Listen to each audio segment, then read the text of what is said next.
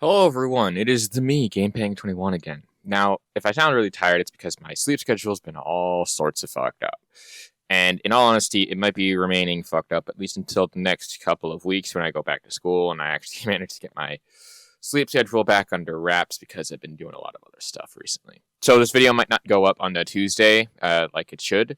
And yeah, I'm just going to do a quick little update on this for the reasons of being. So the 2 video upload schedule that I've had for this coming weeks is not going to be sustainable for the foreseeable future because I'm going back to college and I won't have access to the same microphone setup, the same PC setup, and the same everything setup that I normally would. So in the end, what I'm going to have to do, I'm going to unfortunately have to go back to my once a week Friday schedule, and even then I might miss a few weeks. I've never had a schedule, and I don't plan on making one just for the sake of being consistent, because quite honestly, I can't find videos half the time anyway, and it just gets me very annoyed. But at the same time, I understand that I have to continue to upload this stuff, so don't expect it to be like that for too long, because I'm hoping to at least graduate college so I can, maybe get a more consistent schedule going, as well as do some other things that I'm willing to be accomplishing about. And I'm happy to say but I have started live streaming. Yeah, that is a thing that I'm doing right now. Live streaming is basically, in this context, more or less where I'm going to just be doing random shit. For the most part, I'm going to be just DJing as of right now because, quite honestly, I still can't bring myself to, stream or anything like that. Video games and stuff. And for right now, at least in terms of playing DJ events and stuff like that, that would more or less be what you'd have to talk about on my places like my Twitter and stuff like that. So, yeah, that's going to be a thing. So, yeah. Anything else that I need to talk about? Not particularly. Just, follow the Twitch, follow the Twitter to get updates on when that shit goes live and when I'm live and stuff like that. If you still really care about me. So, yeah. And yeah, the schedule that I've been having of Tuesdays, of 1 video Tuesday, 1 video Friday, is going to stop probably after this week. I might just skip this Friday just to not be doing stuff because I'm probably going to be streaming Friday. So the video probably won't be up. It might be up Saturday. Not too certain at this point. But today we're looking at a different video. I know that I said that I wanted to cover a completely separate video on this one, but this one popped up, and I know that Klutsy King has also done his piece on this. He did his part 2 to this after being sick for a while. But I wanted to cover this because I think that it's also, again, worth talking about because it is just so weird. And as someone myself who has also been doing game design for a while, I think I can offer an interesting perspective. So let's get into this.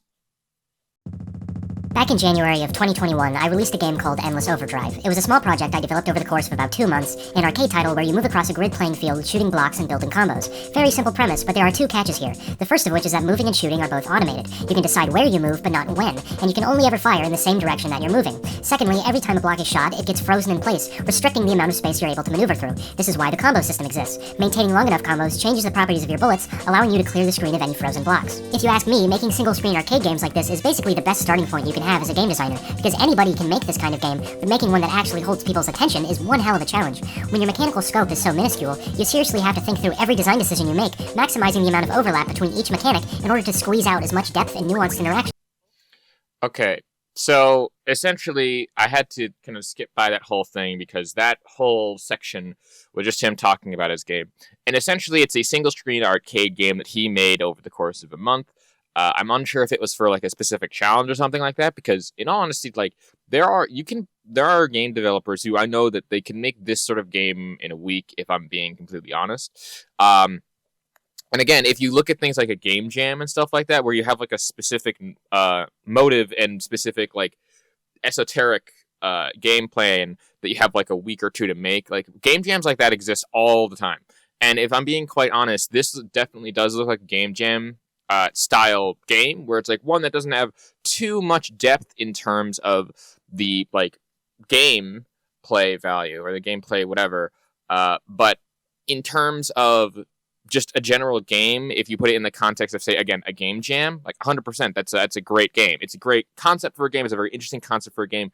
Very much interesting interactions. But again, it's still very simple. And again, this guy is going to go on and complain about uh, Vampire Survivors really soon. So keep that in mind that he has made this game, which I will say is a pretty good arcade style game shooter type deal with automatic attacks and stuff, 100%. But we'll get into a couple more things about this, and hopefully maybe we'll come up to as far too. So, oof, yikes.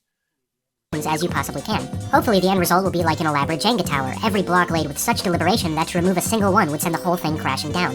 Developing games like this, you really can't take anything for granted. For instance, in games that have combo systems in them, dropping a combo is almost always treated like a mistake, plain and simple. But when I was working on Endless Overdrive, putting in such a binary system as that completely destroyed the balance of the game. There needed to be some kind of benefit to dropping combos or else the game wouldn't work. So I introduced a second enemy type which traces the player's footsteps and gradually speeds up as the game progresses. And the only way to get it to slow back down is to drop a combo. When you mesh mechanics together like this, ensuring that each one has its own set of pros and cons, what you get is a system where you need to think ahead of yourself, plan for the future, because every action you take will have a ripple effect on every other action. That's depth, that's decision making, the beating heart of gameplay. A system that lacks ambiguity, where every choice can be boiled down to clear. Okay. Oh boy. Now we're getting to the actual thing of Vampire Survivors. I have to skip a little bit more here, so... You're right or wrong can hardly be considered a game at all. This is why I find the explosive success of Vampire Survivors so concerning.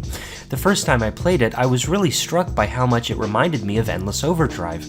Both games have automated attacks and swarms of enemies that come at you from all sides of the screen with simplistic movement. But these surface-level similarities only highlighted for me that the design philosophies underlying the games could not be more opposed.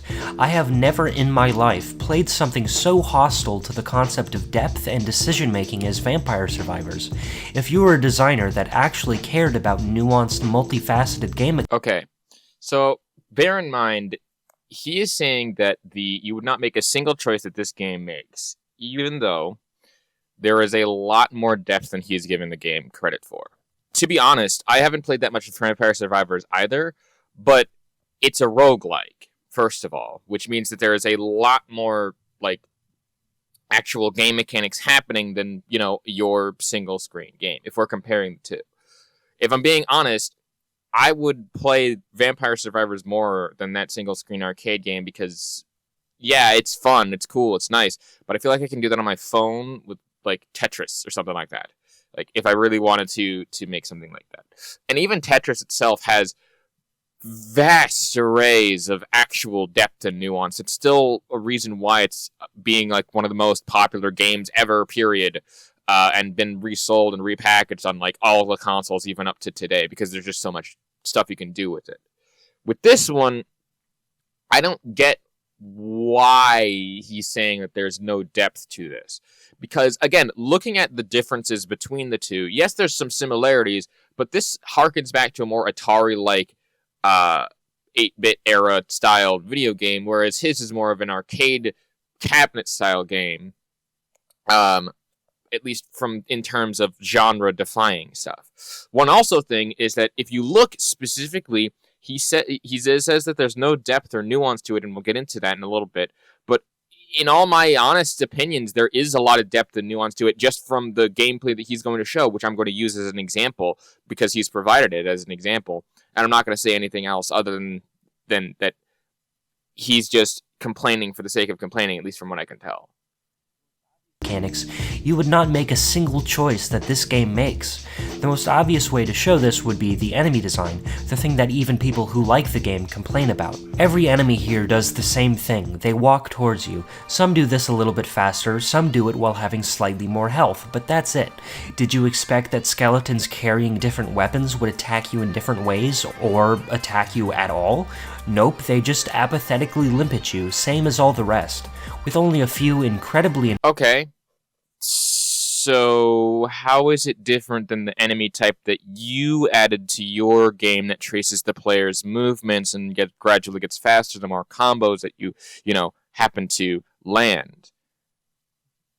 The same thing can be said about your game specifically, where you have one main enemy type, which is the entirety of most of the white blocks on that screen. Then you have the one red block that's continuously following you, that only does that every now and then, and you can maybe destroy or pause or whatever. There's ways to fight against it. Probably. I haven't played your game. But you're saying that, there's infrequencies in certain enemy types and things. Yeah, but there are different enemy types with different attacks. If we are to use the stuff that you currently have in terms of actually if we use the gameplay that you're providing in terms of the types of enemies that you're facing here, it's like, yeah, the enemies do the same amount of damage, but that's for balancing purposes. If you had to fight different enemies using different weapons specifically, that would just cause way too much depth in terms of like what he's trying to accomplish with it. And again, different enemy types do seem to have different attacks. In the way that you have it here, you have those plant things that's creating a circle around you. This limits the person's play area, much like how in your game, when you hit a block, it will freeze that block in place and limit the person's area to move. So you have to be careful of where you move. And to make the decision to try to go either push through it or work around in that area until you can at least destroy it so you don't take as much damage. There's a lot more decision making here that you're just not seeing, or that you're just not understanding because you don't seem to grasp the concept of the game itself, or at least you haven't played enough to do so. Frequent exceptions, that is the most you're getting out of this enemy roster. Since there's no meaningful differentiation between enemy types, there's also no reason to ever prioritize killing certain enemies over others, and considering that the majority of the levels are endless fields devoid of level hazards or geometry, there's no positional aspect to combat either. Walking away from an enemy... He says that there is no level geometry as well, but in all honesty, what he just passed in that sentence, that whole like a bush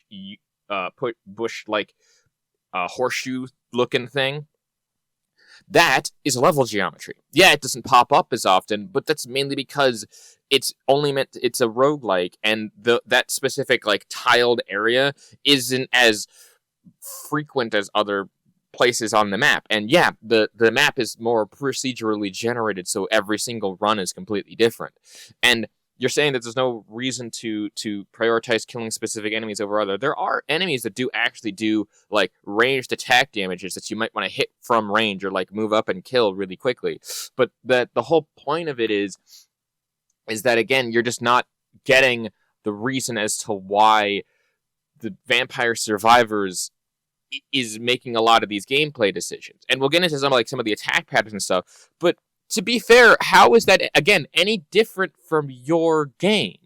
How is that any different? That there's no reason to prioritize specific enemy types rather than trying to walk away. Isn't it the whole point to kill the enemies, to become stronger, to get more weapons, to do all that other stuff? Isn't that the whole gameplay loop of this thing? I just don't get why you're complaining that you have to do this, and you're like, the scope of this game is a little bit wider than your game, and yet you're saying that your game has better and more nuanced depth when you can only use one attack, and that one attack can be modified only in like one specific direction that you specifically want to have it made. Whereas with this one, you have a ton of different kinds of choices, weapons, and things to actually make. And it's just like, I'm getting ahead of myself. Before it can touch you is the full extent of the combat depth you can expect from Vampire Survivors. This strategy does not change or evolve in any way across a playthrough. Top to bottom, it's as bare bones in one note as a combat system can feasibly be. The real draw to the game then is its progression system. Killing enemies awards you with EXP gems, granting you new weapons and abilities with each level up. Hypothetically, this adds some actual meat to the game, allowing you to come up with highly personalized builds for your characters. In practice, it's essentially meaningless, as the upgrades you're allowed to choose from are randomized every time you level up, and each weapon is already poorly differentiated. You just contradicted yourself. Okay, here's the reason why I'm getting mad at this. You contradicted yourself in that same sentence. So, here's the thing. You're saying that there's no reason to prioritize specific enemy types. First of all, there is a boss on your screen. It's that praying mantis looking thing. I just realized that right off the bat. So, there's your correction for that. But you're saying that there's no meaningful decision making, and it adds some meat by like having permanent stuff. It's like, that's what a roguelike is. Have you never played one before? That's how roguelikes works. You are able to get some progress through the general. You know what I mean. You're able to get progress and make progress very incrementally over time, and it in turn creates and this feedback loop of whatever the fuck. I can get into semantics all day, but I don't care. The whole big thing here that I just want to say is, yes, you're saying that there's no differentiation for the weapons that you use, and yet you say that the weapons themselves have different ranges. That's also only half true, because the weapons themselves not only have different ranges, but also different areas of attack. Whereas with your game, you only have one weapon with one area of attack in one specific direction, and that is basically your entire combat system, that you have to work around that. And the limitations are fine, don't get me wrong. Limitations are a great thing. I'm an artist. I love when I limit myself and then can make something really cool out of the fact. I do it all the fucking time. But to say that in Vampire Survivors, all of the weapons feel and work in the same mechanics, yet have different ranges and different attack patterns, and have different cooldowns and different ways of interacting with each other that you just haven't played through the game enough to get or understand, it kind of goes to show you how little of the game you've actually played. Yeah, certainly, the game itself is very simple, and a lot of the attacks are very automatic. Fantastic, awesome, cool. It reminds me a lot of an Atari 2600 game where you can just kind of move the stick around and stuff. I would, you know what I would fucking kill for, by the way, which I think would be hilarious? I want someone to get this game, but get like a physical, like, cartridge version of this game, and then like stick it into an old Atari system and just like play it like it's on an Atari. I would fucking kill to see a video like that. That'd be awesome. But again, to go back to what you were saying, the different ranges that your weapons fire and move at, don't you think that you'd have to make specific decisions here? And again, they have different attack patterns. To use your build as an example, you have the pigeon, you have the garlic, you have the whip, you have the dagger, you have a couple other different things, and you have the axe. Those are really the only 4 that I know. But the daggers, I know you have a whole shotgun spray of them, so you've upgraded that a fair bit, but they only work in the direction that you're walking at that time. The garlic is a more passive ability that just gives you a general area of damage. But once you get the garlic itself to like a specific level, that their area damage like goes up and increases the range at which you can damage enemies. The whip itself has a set damage, but you have, I think, like a +3 or a +4 whip, and that whip now not only attacks in front of you, but also behind you. Originally, a whip with just a level 1 will only attack in front of you. So you'd have to be very careful at where you look. And also, a little tip and trick for you guys, if you want to get double damage with your whip, the whip itself, like the attacks are delayed, just a hair. So if you time it appropriately, you're able to actually hit a person twice with the whip. Once with the forward hit, and then then quickly turn around, and once with the backwards hit.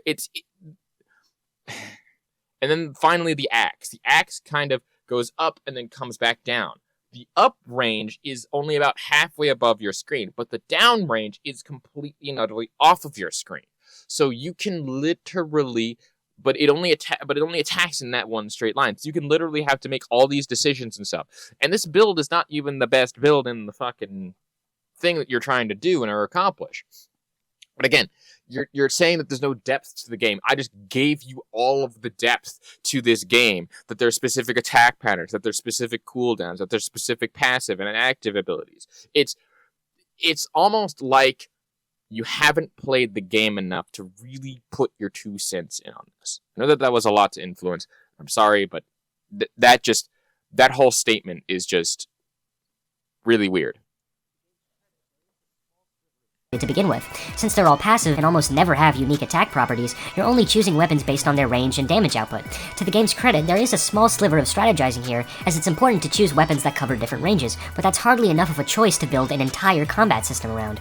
The problem is that the fundamental actions of movement and attacking lack any real depth. As a result, despite the fact that you can build characters with wildly varying loadouts, those choices have no effect on your playstyle. Regardless of whether you're controlling a damage tank or a glass cannon, a slow-moving death machine or a quick-footed wimp, the way you view and approach combat encounters is identical. If you see an enemy, walk into them until they die, but if they're going to walk into you first, run away. This is not combat design, this is nothing. It's also probably not a surprise to any of you. Even looking through positive reviews of the game, basically everyone concedes that the mechanics are completely vapid. The real secret to its addictive gameplay is the power trip of it all, getting to watch numbers go up, an increasing swarm of enemies being obliterated by a barrage of bullets growing in equal measure. It's reasonably satisfying, and there's nothing. But it does, though. But it does, though. Knowing the game mechanics and knowing when to move and when not to move is important in this game. It's like, oh, it doesn't matter. I'm sorry, you, again, contradicted yourself in that same sentence. You said earlier that you then, that the combat system, you'd have to make decisions on specific ranges to cover, to get a wide variety of weapons that cover specific ranges. And yet, you're saying that's bad because the decisions don't matter?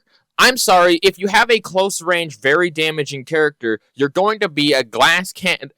The fact that you even said things like glass cannon or damage tank shows how much of a depth that you have to this game. Like, yeah, certainly, it's not as deep as certain other combat systems, like walking away and stuff. But that's not what it's trying to be. It's trying to be like a simplistic arcade-style shooter, just like your game.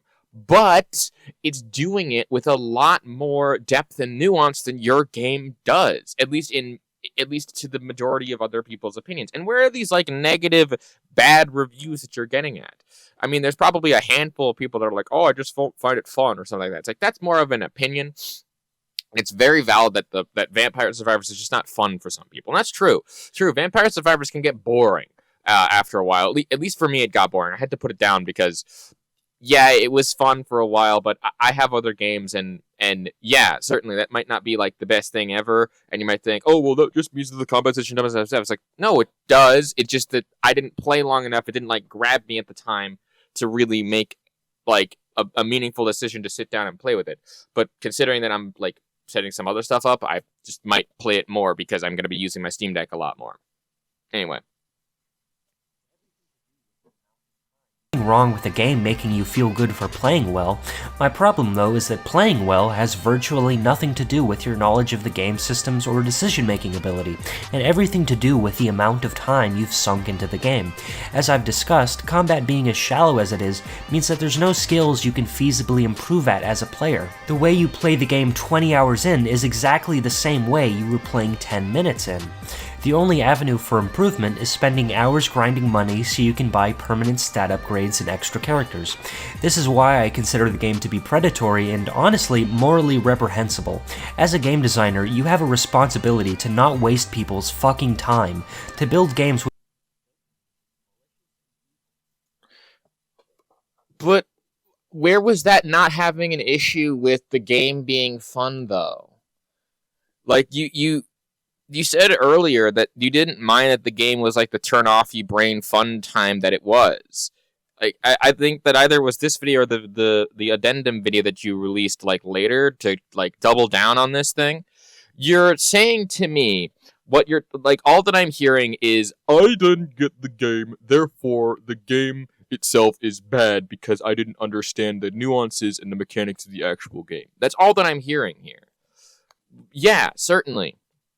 The gameplay is not as deep in terms of just general movement and stuff, but most of, not all of the games that are there's no real original ideas if you really think about it. Because, I mean, like, Halo is kind of a ripoff of Call of Duty. Call of Duty was kind of a, like a lot of stuff surrounding different things is like ripoffs of other games. The only games that are, like, completely, utterly, fully original are games that are not necessarily, like, that are games that take the original ideas and morph them into such a degree that they become their own original ideas. And that might sound like a confusing sentence, but I'm going to use Escape from Tarkov as an example. I know that we're using Vampire Survivors here, and that's like a different thing. But just as an example, Escape from Tarkov is a stupidly simple game when you break it down to its like most fundamental of fundamental stuff. Like the original like core of the game is just that it's a looter shooter that has like guns and mechanics and is a first-person shooter. That in and of itself is a generic idea. However, where the depth and nuance comes in is things such as the game mechanics of the guns, the ammo, the attachments, the armor, the type of person, the medication, the drugs, the this, the that. The depth to each of the things branching off of the first-person survival shooter type looter thing is where it gets its depth from. The same thing can be applied to Vampire Survivors. Its original solid core mechanic is the unoriginal idea of being a top-down 8-bit arcade shooter. When you branch off of that idea into the depths and nuances of the different attack patterns, the different ranges, the different damage types, the different passive and active abilities, how you can combine those passive and active types abilities, how they buff you, how they debuff you, and what like all that shit can do for you. Do you not think that there is depth to that once you look at it through that lens? That through this very simple idea of being an arcade shooter, top-down, 8-bit, whatever, to the depth of the different weapons and numbers and things you can put up onto the board, after learning the mechanics. I mean, it's the same thing as, like, every other video game, especially ones that are roguelites, where you don't know anything at first, but you learn it as you go on. Anyway, moving on. Which actually engage players mentally, testing their ability to adapt to new situations and solve problems. A game that ropes you into devoting hours of your life to it in return for nothing but completely unearned hits of dopamine is malicious and evil. Even if you're of the belief that this game isn't technically predatory because it lacks microtransactions. I find it funny how he says this, and yeah, certainly. There is actually a really cool and interesting thing that you can talk about in that context. Have you ever heard of Dead Ops Arcade? Yeah, Dead Ops Arcade. It was a thing. It was a thing. It was really cool. It had a lot of the same game mechanics originally in Black Ops 1 when it released. And yeah, it did this exact same thing about like several years, like I think a decade at this point before this game released. Yeah. It didn't have microtransactions or anything in it. I think it was like a DLC for one game specifically. But yeah, Dead Ops Arcade was a thing, and it did this exact same thing. And it had the zombies formula just in a top-down perspective that you killed a bunch of zombies at, which is the same thing as this. With very little in terms of extensions atop that, because the zombies would die pretty quickly and easily. They added some depth and some like power-ups and other things later down the line, but like, yeah. Anyway.